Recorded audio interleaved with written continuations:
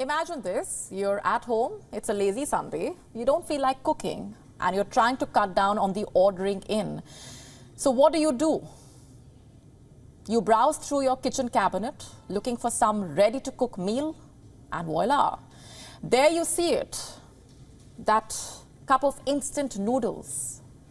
A convenient, quick fix as a snack, even as a meal, whether you're at home, at work, traveling, in the middle of nowhere, or just want a late night snack. All you need is some hot water, a short wait for a few minutes, and your instant noodles are ready.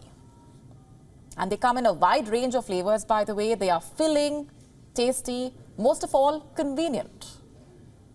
Now, why am I talking about instant noodles tonight? The Hong Kong Consumer Council has tested 19 samples of pre-packaged instant noodles. And what did they find?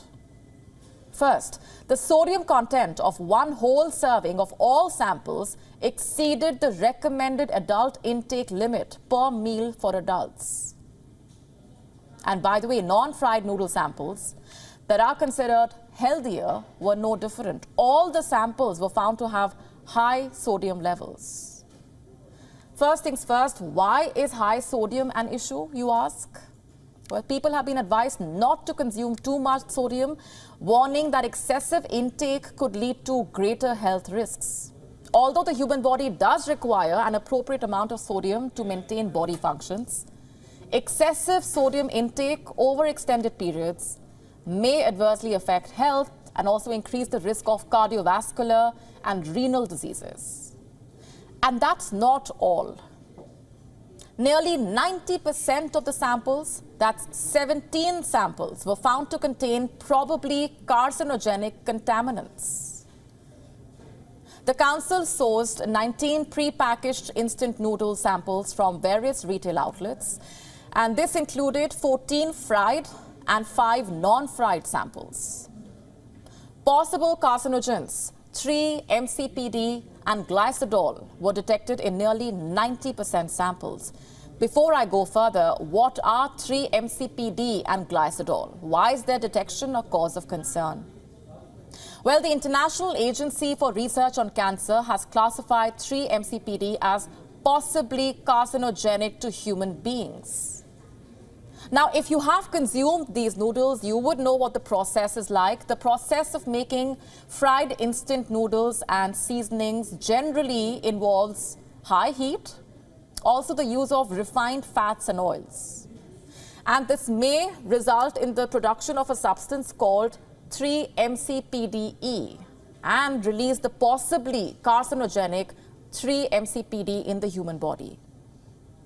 Another contaminant also produced during the processing of refined fats and oils is glycidyl fatty acid esters, or GE, which breaks down during human digestion to release glycidol. And glycidol is classified as a group 2A substance that is probably carcinogenic to humans.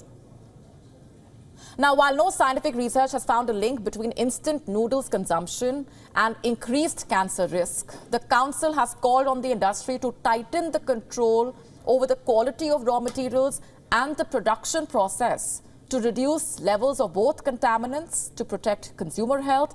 But will that happen is the question. Also, the Council has made some suggestions. Let me tell you about some of them. To reduce sodium intake, do not use all accompanying seasonings and try not to consume the soup. Also, be mindful, pay attention to the food items served with instant noodles. This includes processed meat products like sausages, meatballs, etc., which are high in fat and sodium.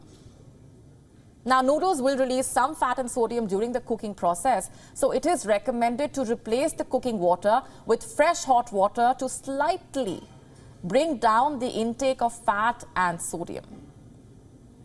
And people who need to control body weight, at risk of or suffering from chronic diseases like hypertension, cardiovascular or renal diseases are advised against consuming instant noodles regularly.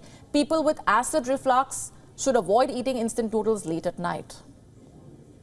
Choose healthier, non-fried noodle items perhaps, like rice vermicelli, macaroni, buckwheat noodles. These are suggestions from the Council. And also mix them with fresh and nutrient-rich food items in order to diversify your daily diet.